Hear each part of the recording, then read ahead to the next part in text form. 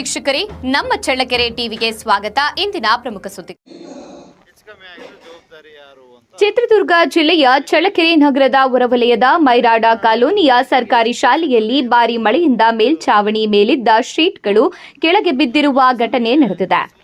ಶಾಲೆಗೆ ರಜೆ ಇದ್ದ ಕಾರಣ ಯಾವುದೇ ಅನಾಹುತ ಸಂಭವಿಸಿಲ್ಲ. ಆದರೆ ಶಾಲೆ ನಡೆಯುವ ವೇಳೆ ಈ ಘಟನೆ ನಡೆದಿದ್ರೆ ಮಕ್ಕಳ ಜೀವಕ್ಕೆ ಅಪಾಯವಾಗುವ ಸಾಧ್ಯತೆಯಿತ್ತು ಎಂದು ಸ್ಥಳೀಯರು ಆತಂಕ ವ್ಯಕ್ತಪಡಿಸಿದ್ದಾರೆ. ಮೈರಾಡ ಕಾಲೋನಿಯ ಸರ್ಕಾರಿ ಶಾಲೆಯ ಕಟ್ಟಡದ ಮೇಲ್ಛಾವಣಿ ಸೋರುತ್ತಿದ್ದ ಕಾರಣ ಅದರ ಮೇಲೆ ತಾತ್ಕಾಲಿಕವಾಗಿ ಶೀಟುಗಳನ್ನು ಅಳವಡಿಸಲಾಗಿತ್ತು. ಆದರೆ ಇತ್ತೀಚೆಗೆ ಸುರಿದ ಭಾರೀ ಮಳೆಗೆ ಆ ಶೀಟ್ಗಳು ನೆಲಕ್ಕೆ ಉರುಳಿ ಬಿದ್ದಿವೆ. ಅದೃಷ್ಟವಶಾತ್ ಶಾಲೆಗೆ ರಜೆ ಇದ್ದ ಕಾರಣ ಯಾವುದೇ ವಿದ್ಯಾರ್ಥಿ ಅಥವಾ ಸಿಬ್ಬಂದಿಗೆ ಗಾಯಗಳಾಗಿಲ್ಲ. ಶಾಲೆಯ ದಿನಗಳಲ್ಲಿ ಇದೇ ಘಟನೆ ನಡೆದಿದ್ರೆ ದೊಡ್ಡ ದುರಂತ ಸಂಭವಿಸುವ ಸಾಧ್ಯತೆಯಿತ್ತು ಎಂದು ಸ್ಥಳೀಯ ನಿವಾಸಿಗಳು ಹೇಳಿದ್ದಾರೆ. ಶಾಲಾ ಕಟ್ಟಡದ ಸ್ಥಿತಿಯನ್ನ ತಕ್ಷಣ ಪರಿಶೀಲಿಸಿ ಅಗತ್ಯ ದುರಸ್ತಿ ಕಾಮಗಾರಿ ಕೈಗೊಂಡು ಮಕ್ಕಳ ಸುರಕ್ಷತೆಗೆ ಆದ್ಯತೆ ನೀಡುವಂತೆ ಶಿಕ್ಷಣ ಇಲಾಖೆ ಹಾಗೂ ಸಂಬಂಧಪಟ್ಟ ಅಧಿಕಾರಿಗಳಿಗೆ ಸಾರ್ವಜನಿಕರು ಆಗ್ರಹಿಸಿದ್ದಾರೆ.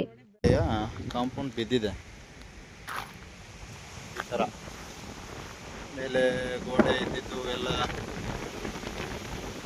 ಕೆಳಗೆ ಬಿದ್ದಿದೆ. ಸದ್ಯ ಭಾನುವಾರ ಯಾರೂ ಇಲ್ಲ, ಹುಡುಗರು ಓಕೆ. ನಾನೇನು ಹೇಳ್ತಾ ಇದ್ದೀನಿ ಅಂದರೆ ಅದ್ರ ಪಕ್ಕದಲ್ಲಿ ಅಂಗನವಾಡಿ ಇದೆ. ಅಂಗನವಾಡಿ ಮಕ್ಕಳು ಕೂಡ ಇಲ್ಲೆಲ್ಲ ಆಡ್ತಾರೆ. ಅದಕ್ಕಿನೇನಂದ್ರೆ ಇಲ್ಲಿ ಪಕ್ಕದಲ್ಲಿ ನೀರಿನ ಟ್ಯಾಂಕ್ ಇದೆ. ನೀರಿನ ಟ್ಯಾಂಕಿಗೆ ಎಷ್ಟು ಜವಾಬ್ದಾರಿತು ಕಾಂಪೌಂಡ್ ಇದೆ.